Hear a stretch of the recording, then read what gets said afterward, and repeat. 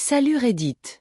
On vit en France, entre Lyon et je viens ici vider mon sac parce que, franchement, j'ai l'impression d'avoir vécu la bande-annonce d'un film familial toxique, projeté le jour du mariage de mon frère du milieu, samedi. Tout a commencé bien avant l'église. Ça commence, comme souvent, avec une mère qui s'adore un peu trop. Mes parents ont divorcé quand j'étais petite.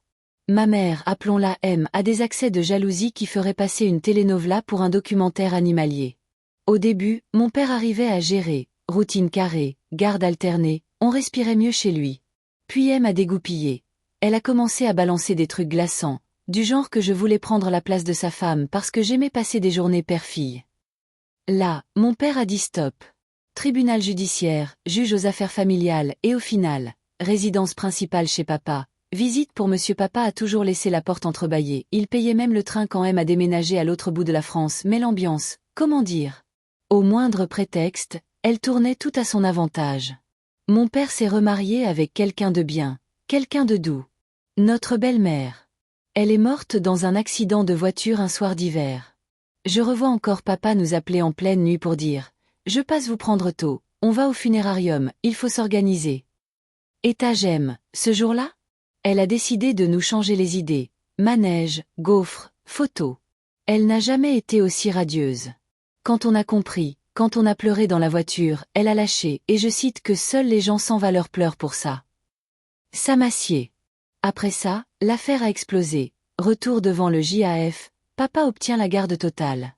Nous, on a fait ce que font les mômes malins. On s'est soudés entre frères et sœurs. Sam, le milieu, Jo, l'aîné, et moi. Dès nos 18 ans, chacun a réduit le contact jusqu'à 0.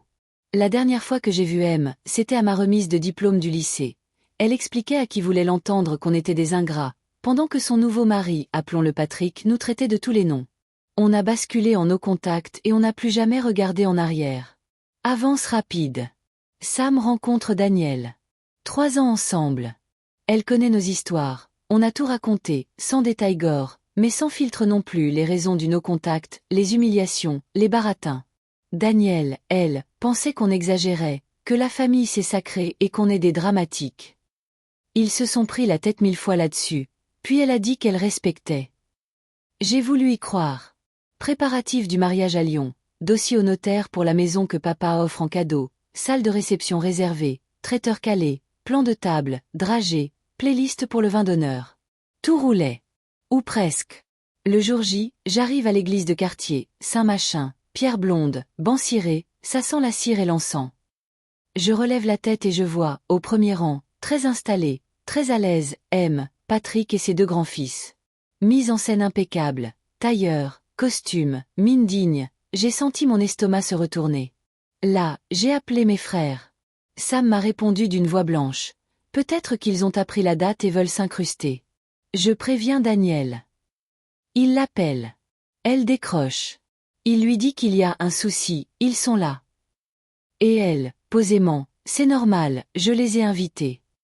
Je vous jure que le temps s'est arrêté. Sam a raccroché. Il m'a dit, viens me chercher. Jo s'occupe de l'église. Je suis sortie, j'ai couru jusqu'à lui, il n'était pas encore en tête de cortège. On a sauté dans ma voiture et on a filé. Direction la maison de notre enfance, à Villeurbanne, celle où on retourne toujours quand le monde fout le camp. On s'est barricadé, volets, portail, téléphone en silencieux. Pendant ce temps, Jo, lui, faisait face. J'ai su plus tard ce qu'il avait fait, mais à ce moment-là, je n'avais dans les oreilles que les vibrations des appels manqués. Daniel, ses parents, ses cousins, ses copines, les faux qu'on parle. À la grille, des gens de son côté débarquaient pour raisonner Sam. Patrick m'a laissé un vocal de comptoir. On a toujours su que vous ne valiez rien. Charmant. Quand la poussière est retombée, l'alignement a été net. La plupart des amis de Sam se sont mis de son côté, la famille paternelle aussi. Les parents de Daniel, eux, ont joué la menace. On vous poursuit si vous ne vous mariez pas, on veut récupérer notre argent. Sam a dit la phrase la plus simple et la plus saine. Je rembourserai chaque centime avant d'épouser quelqu'un qui me trahit. On a attendu, juste au cas où il y aurait une étincelle de lucidité. Elle n'est jamais venue. Pas d'excuse. Au contraire. Daniel a envoyé un message à Jo le culot XXL pour dire que c'était, je cite, un super cadeau de mariage pour elle, parce qu'elle valore la famille. Je vous laisse respirer. De notre côté, côté intendance, tout s'est enclenché. Papa avait acheté une maison à Lyon comme cadeau de mariage, acte signé chez le notaire la semaine précédente, au nom de Sam uniquement. Daniel avait une paire de clés pour la déco avant l'emménagement. Le lendemain, changement des serrures illico. Gio, 2 cousins et mon copain ont vidé l'appart de Sam. Documents, électronique, fringues, papiers d'identité, souvenirs. On a tout rapatrié à la maison familiale. Le reste, meubles, déco, Sam s'en fichait. Qu'elle garde ses cadres home sweet home, j'ai juste besoin de mes papiers. On a quand même noté 2 noms d'avocates en droit de la famille au cas où des menaces de mise en demeure se transformeraient en quelque chose de plus sérieux. Honnêtement, on n'était pas inquiet, mais on n'est pas né de la dernière pluie. M et sa tribu traînaient encore dans le coin. Pas grave. Nous, on a campé à Villeurbanne tous ensemble, comme prévu à la base. On avait pris des congés pour passer du temps en famille après le mariage, ironie.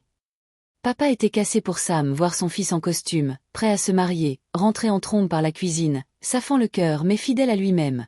Il a mis de la musique, il a cuisiné des pâtes au beurre et des steaks comme quand on était môme, il a ressorti les assiettes dépareillées et il nous a regardé droit. On est ensemble, point. J'ai désactivé mes réseaux parce que les messages et DM crachaient du feu. T'as gâché le plus beau jour d'une femme, t'adores le drama, etc. Plus les gens comprenaient pourquoi Sam était parti, moins ça sonnait. La vérité, même moche, finit par faire son chemin. Je vous raconte maintenant ce que Gio a fait pendant que j'amenais Sam à l'abri. Il s'est avancé devant toute l'assemblée 250 invités. A-t-on appris ensuite et il a dit, calmement, Sam ne viendra pas. Merci de rentrer chez vous. Il a ajouté que tous les cadeaux reçus du côté de notre famille seraient retournés au plus vite. Puis il a proposé à Daniel de sortir avec lui pour parler dehors. Là, quelqu'un de sa famille a chuchoté à Daniel qu'il ne viendrait vraiment pas et elle a craqué en plein parvis. Hurlements, larmes, coups de fil frénétiques à samedi. M, flairant la caméra invisible, a essayé d'attraper Gio par le bras pour s'expliquer. Gio ne l'a même pas regardé. Elle est alors passée en mode victime en Ultra HD. Sanglots, lamentations, mes enfants me maltraitent. Des gens l'ont consolée, classique. Elle a une façon de happer les gens qui ne connaissent pas l'historique. Gio et sa femme n'ont pas bronché. À l'extérieur, Daniel exigeait de voir Sam tout de suite. Gio a dit non. Elle a demandé, sèche, et je fais quoi du salon et du traiteur?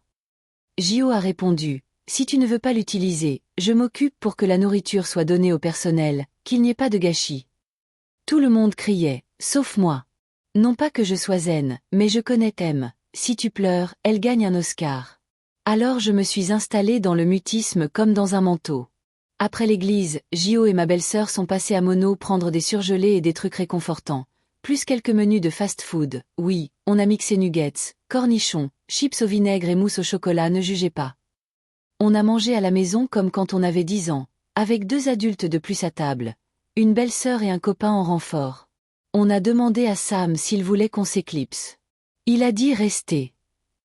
De toute façon, on avait déjà posé nos congés post-mariage, alors on a transformé ce temps en vacances à la maison. Dans l'après-midi, quand Daniel est venu à la grille réclamer une audience, on a compris qu'elle n'utiliserait pas la salle. Ma belle-sœur a appelé le traiteur au nom de Sam. Gardez la nourriture, on souhaite que ça aille à votre équipe. Elle a même ajouté des pourboires pour remercier. Quant à l'alcool, commandé par papa, bonne nouvelle, c'est récupérable. Je ne vais pas faire l'apologie de l'ivresse, mais disons que notre Saint-Sylvestre s'annonçait beaucoup plus fourni que prévu.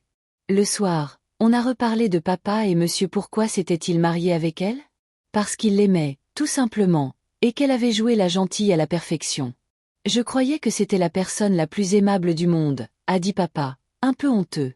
J'ai failli rester pour vous jusqu'à votre majorité, mais elle empirait.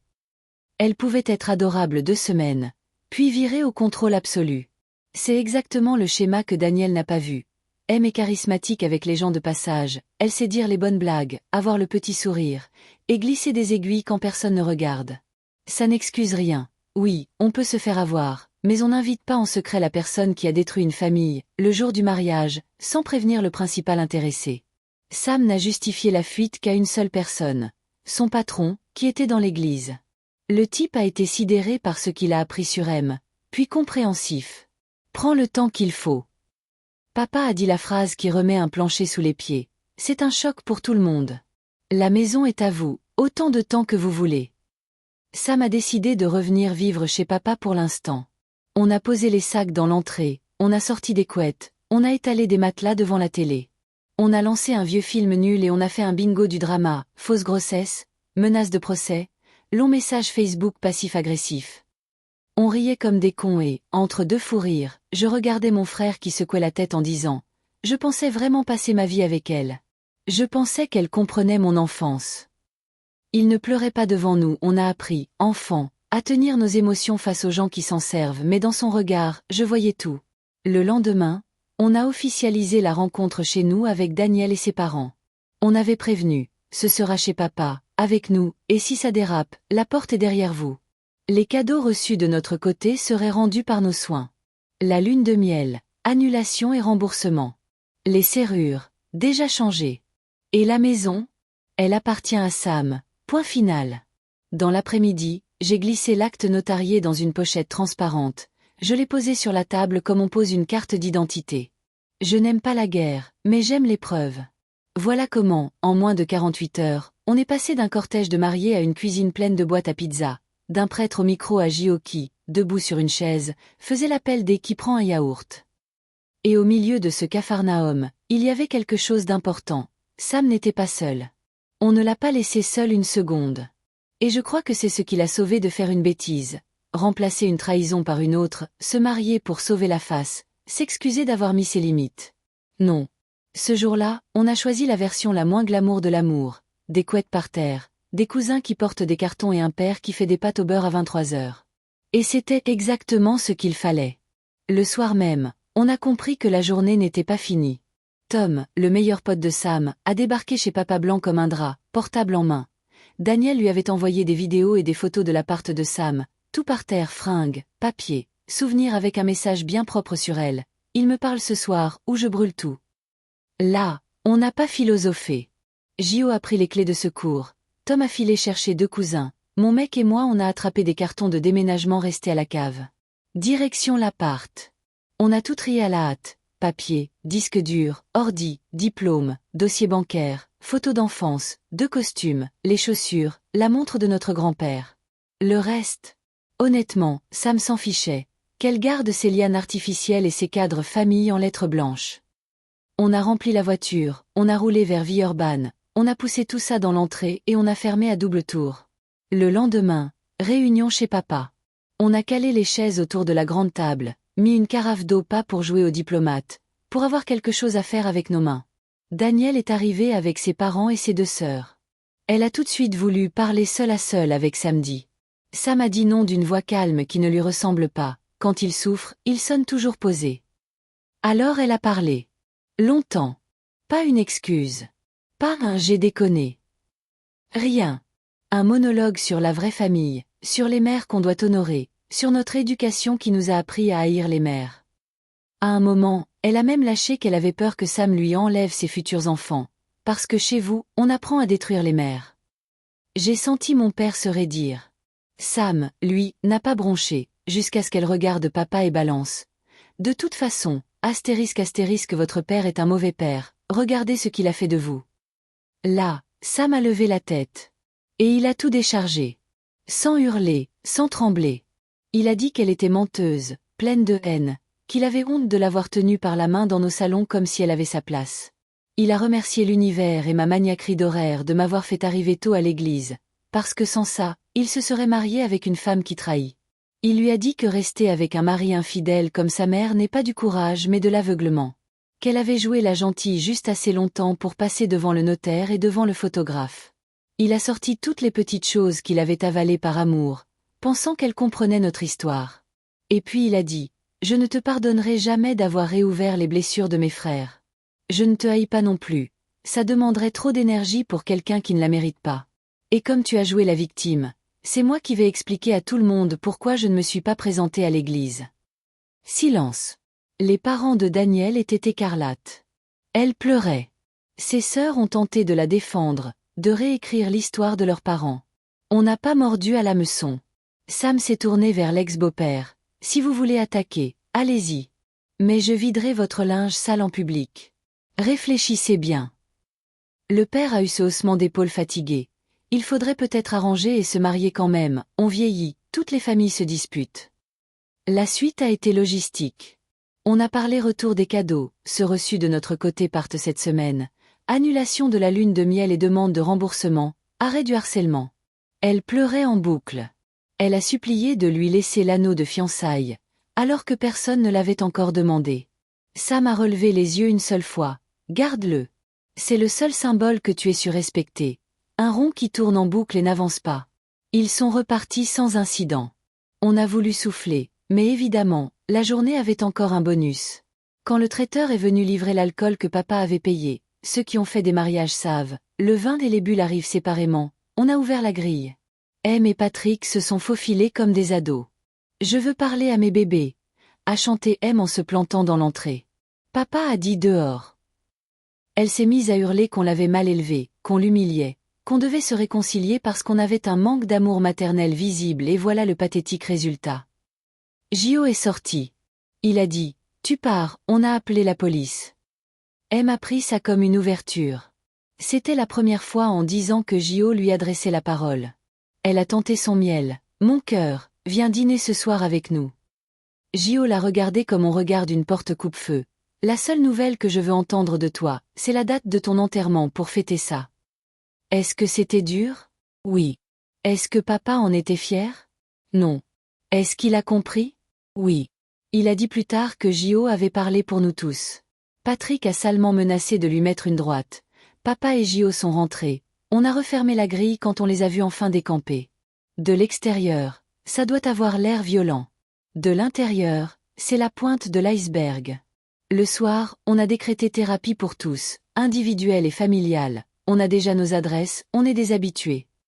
Sam a dit qu'il ne voulait plus de la maison cadeau pour l'instant. Papa a répondu, on va doucement, d'abord tu répares ton cœur. On a fait un marathon de films d'horreur, ponctué de classiques Disney pour respirer. On a coché nos cases de bingo drama, la fausse grossesse figurait dessus, on a ri jaune.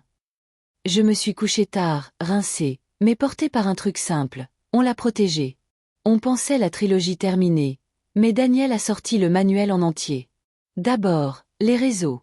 Dans la semaine, elle a posté un test positif péché sur Google et annoncé être enceinte. Les gens ont hurlé en DM, Sam, c'est vrai. Sam l'a appelé, supprime. Elle a refusé, a pleuré, a joué la scène de la mère seule. Sam a dit, très bien, médecin. Non. Elle a crié qu'il ne l'aimait pas, qu'il ne lui faisait pas confiance. On y est allés ensemble, Sam et moi, rendez-vous en cabinet de ville, merci Doctolib. Conclusion, pas enceinte. En sortant, elle a recommencé en ligne, mais en pire, Sam me force à avorter. Là, c'était au-delà de l'indécent. Anna, ma belle-sœur, a pris son téléphone, a appelé Daniel. Je ne sais pas ce qu'elle lui a dit, mais je n'ai jamais entendu Anna si froide. Les postes ont sauté. Puis Anna a envoyé un email groupé à toute la liste des invités du mariage. Fait, date, preuve médicale du *** non *** grossesse, rappel du no-contact avec M, capture des menaces. Le soir, Daniel a laissé à Sam une série de vocaux. Si je ne peux pas être avec toi, je préfère mourir. On connaît. Copier-coller du manuel de Monsieur Sam n'a pas joué les héros. Il a appelé la police, a signalé les messages. Résultat, mise sous observation par sa famille, prise en charge. On ne jubile pas. Mais on refuse que nos vies deviennent le terrain de jeu de quiconque. On a changé nos numéros. M a tenté une menace de diffamation contre Anna pour l'email massif. On a souri et classé dans farce et attrape. Les parents d'Anna, carrés comme des notaires, ont dit « on assume avec vous ». Gio voulait contre-attaquer tout de suite. Anna l'a calmé, on avance. Papa a hésité à demander une ordonnance de protection. Ici, l'outil existe mais il faut un cadre précis. L'avocate que nous avons consultée a conseillé de documenter et de garder trace.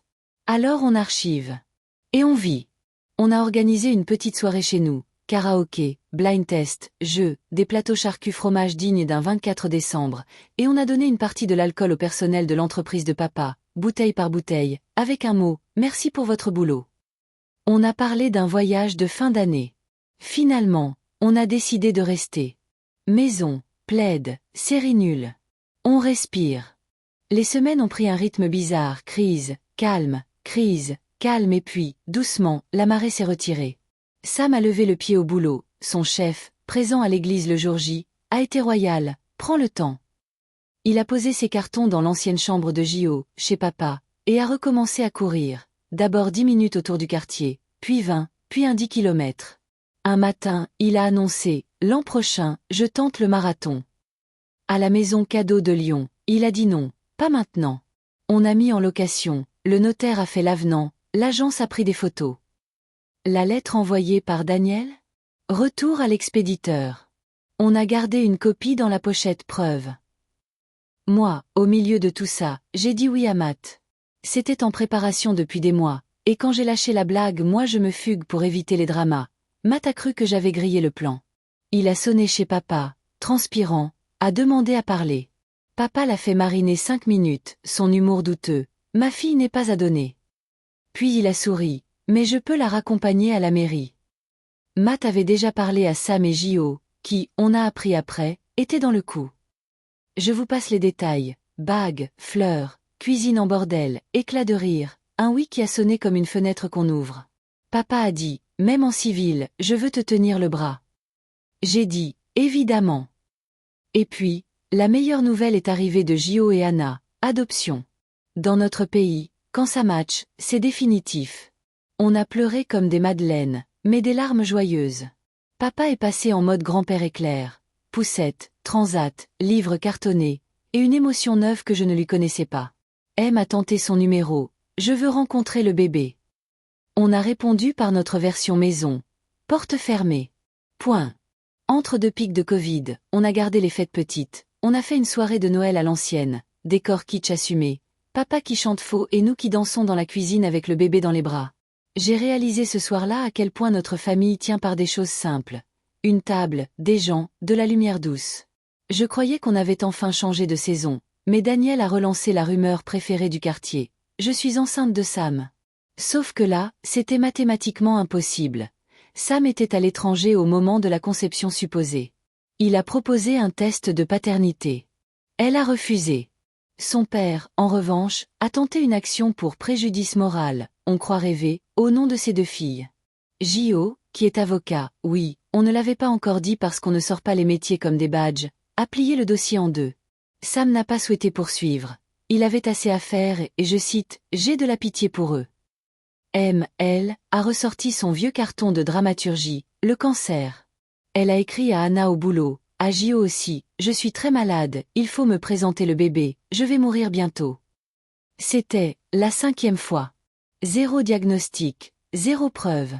Le plus beau moment, c'est quand elle a tenté le même tour avec la maman d'Anna sur Facebook. Une dame catholique adorable qui lui a répondu par 3 questions de vrai malade, type, stade, protocole. M a bégayé du vide. La maman d'Anna l'a bloqué et a posté les captures sur son mur.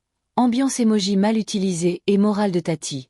C'était tellement absurde que ça en devenait libérateur. Sam a commencé à bosser à son compte, il est resté chez papa pour l'instant, a mis en location la maison lyonnaise, a repris de la couleur. Un jour, il est arrivé avec des sablés et une écharpe en laine fait maison. Il voyait quelqu'un. Doucement, hein. Elle sait tout.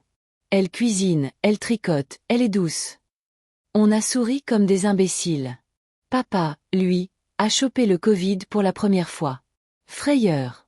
Rien de dramatique, mais assez pour le pousser à mettre à jour son testament. J.O. a piloté.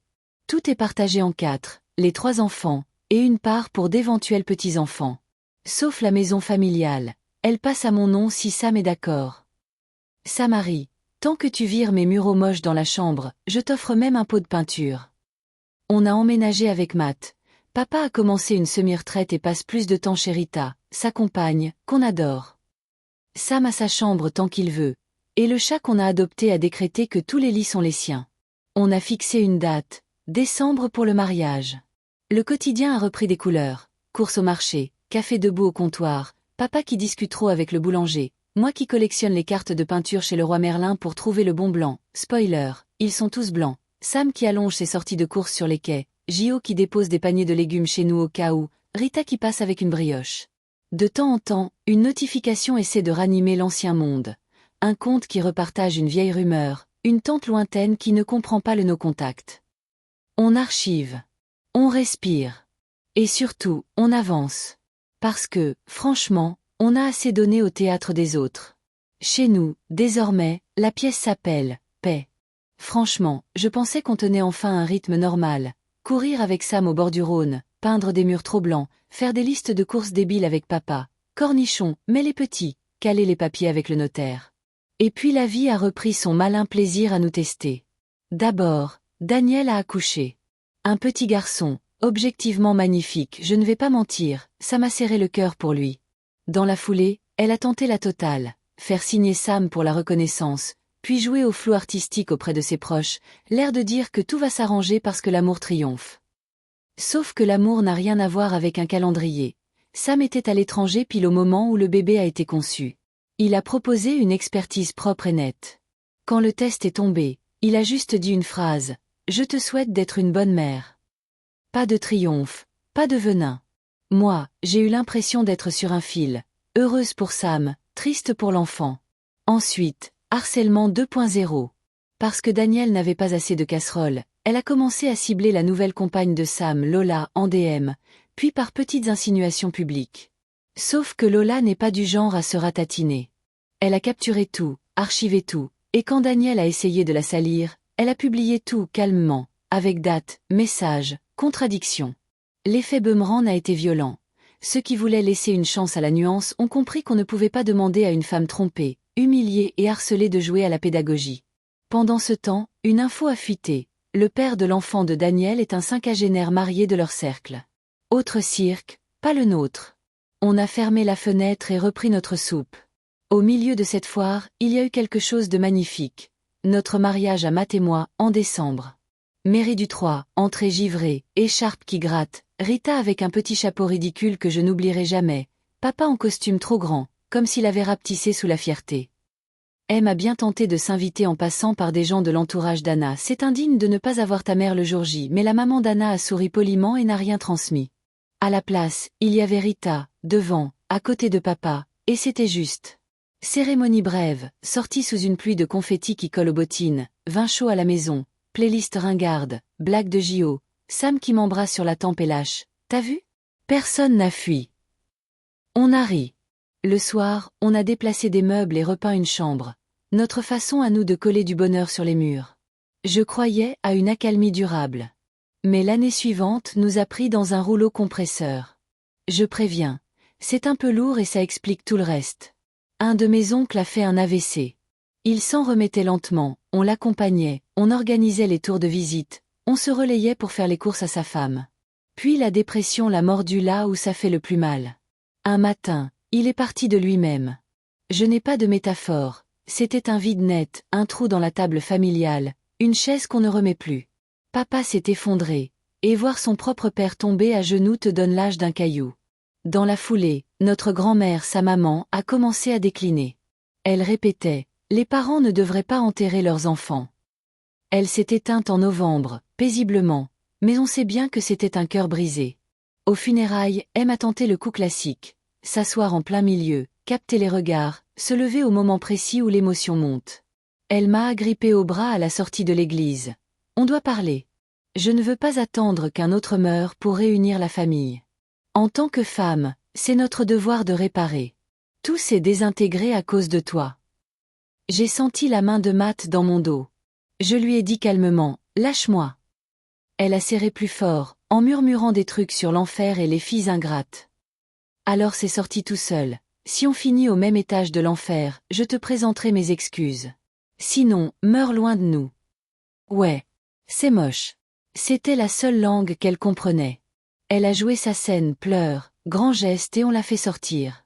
Papa n'était pas fier, mais il a hoché la tête. Il savait que je n'avais pas parlé contre quelqu'un. J'avais parlé pour nous. On a récupéré le chien de mon oncle. Une crème de chien, amicale, qui a accepté nos chats comme un diplomate, après 15 jours de GRRRR ridicule. Sophia, la petite d'Anna et Gio, l'adore.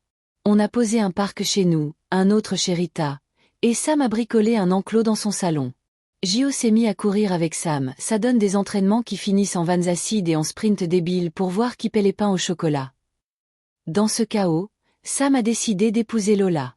Au départ il voulait attendre longtemps, pour se déglacer. Et puis il a eu la phrase la plus claire du monde. La mort m'a rappelé qu'on n'est pas illimité. On a épousé Sam, oui, c'est comme ça que je l'ai senti. Toute la famille l'a porté jusqu'au perron de la mairie. La cérémonie était joyeuse, simple. Lola avait cousu elle-même une cape pour sa robe, une reine en basket. Sam ne regardait personne d'autre qu'elle.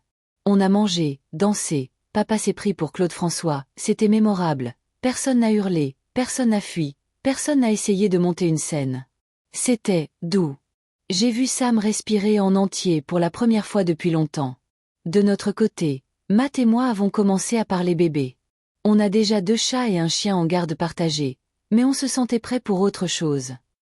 J'ai gaffé un soir de Noël en oubliant la moitié des ingrédients du repas. Oui, je sais, c'est moi l'obsessive des listes, j'ai fondu en larmes devant le four.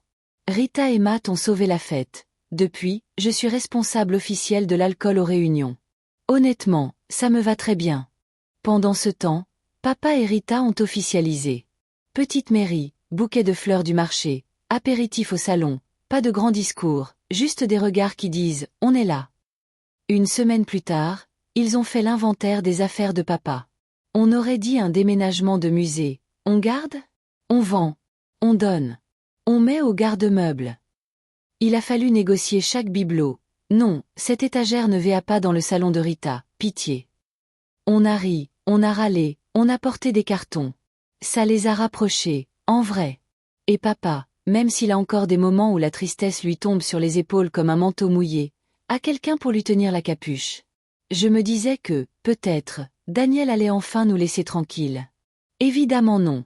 Elle a lancé une campagne d'accusations délirantes. 1. Que Sam aurait abandonné son enfant, qui n'est pas le sien. 2. Qu'il aurait été violent. 3. Et même, j'ai du mal à écrire, des sous-entendus de grooming avec des jeunes de sa famille. Là, je ne vais pas faire style on a pris de la hauteur. On a sorti les dossiers. Lola, qui a désormais des réflexes d'archiviste, a posté toutes les preuves qui démontent chaque mensonge. Et quand Daniel a proposé un marché minable, j'enlève tout si Sam revient avec moi. Lola a ajouté quelques vérités bien cadrées sur la famille de Daniel, rien d'illégal, rien d'intime gratuit, juste ce que tout le monde savait et laissé sous le tapis. Daniel a rétropédalé, tout supprimé, et Sam a déposé plainte. Pas par vengeance. Par hygiène. On ne laisse pas des mots comme ça s'accrocher au nom de quelqu'un qu'on aime. Dans la même veine, je sors la carte ambiance hôpital. M a tenté la 5e alerte cancer. Maï larmoyant à Gio et Anna au travail. Je veux voir la petite avant de mourir. Puis message à la maman d'Anna qui a eu la réponse la plus catholique et cinglante. 3 questions de diagnostic très concrètes. 0 réponse cohérente. Blocage plus capture publiée. Un bingo d'émojis et de morale de Tati a envahi Facebook. J'ai eu honte de rire, mais j'ai ri. Pas d'elle. De ce théâtre pathétique. Chez Anna et Gio, il y a eu aussi des tempêtes. La maman d'Anna commence à montrer des signes qui font peur. On parle de démence, doucement, prudemment. Ils ont mis en pause le projet d'un 2e enfant par adoption. Sophia grandit entourée d'adultes qui l'adorent. Elle dit piche pour poisson et me commande d'ajouter une tortue à l'aquarium. Parce que c'est l'animal le plus cool du monde. On a fait un camping de 2 jours. Elle a détesté de tout son être. Moustique. 1 Sophia. 0. On a regagné la civilisation à la première averse, honteux et heureux. Matt a été pris en doctorat. J'ai fait semblant d'être blasé, puis je l'ai noyé sous des madeleines. Entre 2 chapitres de thèse et 3 biberons de Sophia quand je la garde, la maison ressemble à un foyer, pas le foyer Pinterest, non, le foyer où ça vit, où ça déborde, où tu trouves un doudou sur la table du conseil de famille et une clé de 12 dans la panière à linge. Ce soir, j'écris avec le chien à mes pieds, un chat dans l'évier, ne demandez pas. Sophia qui a laissé un poisson en plastique au milieu du tapis et des notifications muettes sur mon téléphone. Je relis tout ce que je viens de taper et j'ai envie de dire à celle que j'étais à l'église, quand j'ai vu M au premier rang, tu as bien fait de courir. On ne sauve pas une famille en sacrifiant une personne. On ne répare pas en serrant les dents au nom d'une photo de groupe. On choisit. On tient. On ferme les portes qui doivent l'être, on ouvre celles qui font entrer de l'air.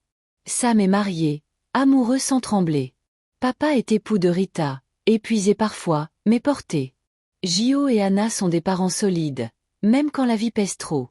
Moi, je suis épouse, peut-être bientôt mère, sûrement la tati la plus insupportable pour l'aquarium et les glaces avant dîner.